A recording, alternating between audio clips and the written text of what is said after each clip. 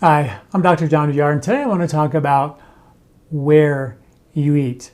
You know, in Ayurveda, we always talk about how, when, and what you eat, which I call the big three with regard to eating. But some new research has shown that where you eat, the environment that you eat in, is just as important as how, when, and what you eat. How you eat, we all know, and I've written a lot about this, right? You should be relaxed and calm, because the more calm you are, the more you activate the parasympathetic nervous system, which is the rest and digest nervous system. So if you're eating on the run, and you're stressed out, the fight or flight nervous system, get up a tree, save your life from a bear kind of a thing, is not allowing you to digest your food. Literally turning off your digestive strength, but eating in a calm way turns on parasympathetic activation, which is why it's so critical, right?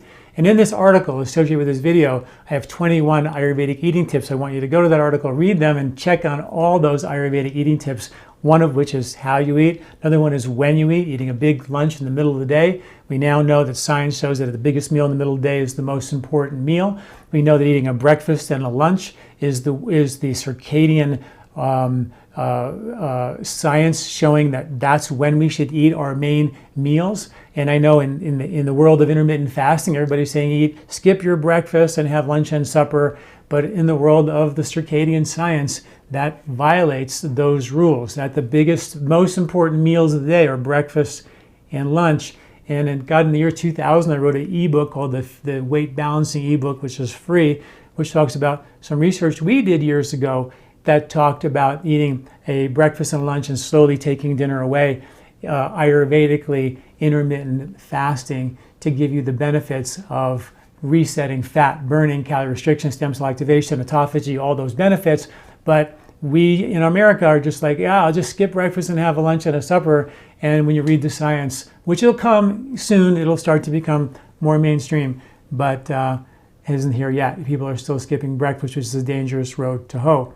And then, of course, what to eat should be seasonal. I'm a big fan of seasonal eating. We published a recipe, a grocery list, superfood list for every month of the year for free called the 3-Season Diet Eating Guide, where you get recipes for every month of the year for free. So start understanding the benefits of seasonal eating, whole food eating, no processed foods, mostly plant-based diet, roughly 10% animal protein if needed.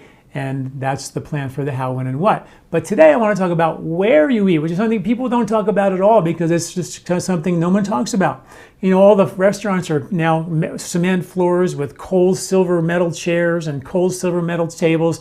All designed to make it with freezing cold air conditioning, make it so uncomfortable for you to eat your food. You just got to eat and run and get out of there, which is so what we call in Ayurveda, vata aggravating. But studies show that where you eat has been shown to reduce obesity levels, boost energy, and improve mood, according to the studies. In fact, in Ayurveda, we talk about rasayanas, which are tools for longevity. And there's behavioral rasayanas called achara rasayanas, and lifestyle rasayanas called vihara rasayanas, all regarding lifestyle, the environment, the ambiance, the pleasant environment, and the calm that you create when you eat your food. It all really matters. Studies show that one study with about 50 elderly people, they gave them a food in a cafeteria setting, and then they created a really beautiful, pleasant environment. And in nursing homes, it's all about getting more nutrition. And the ones that ate in a pleasant environment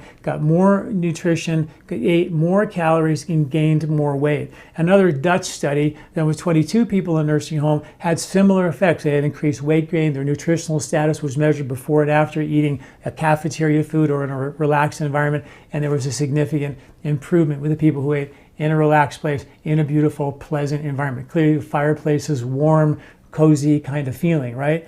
Another study with 28 women, they measured the endocannabinoid receptors in the brain, and they measured the difference between eating in a cafeteria, cold, silver chair, metal table, versus a warm, cozy ambiance environment. And they found that when you ate in a warm, calm place, it actually enhanced your mood, and it changes the receptors in the brain to support mood stability and comfort and satisfaction. So really powerful and cool. And then finally, one more study from the American Heart Association, they found that they took kids who have such a high level of obesity and rising level of obesity, and the study concluded that that it was more important for kids to eat in a pleasant and wholesome environment, not screaming and yelling and things like that, than it was what they ate. That the environment in which they ate was more important in the American Heart Association study than actually what they fed the kids, which is really important when you think about that long term. So please check out this article on where you eat, which is I have to add the how, when, what, and where you eat now to my list of the big three, which I always talked about. And I was sort of really surprised to see such amazing science to support what Ayurveda talked about, but we just don't think about that. It's not just being relaxed, it's also creating the environment.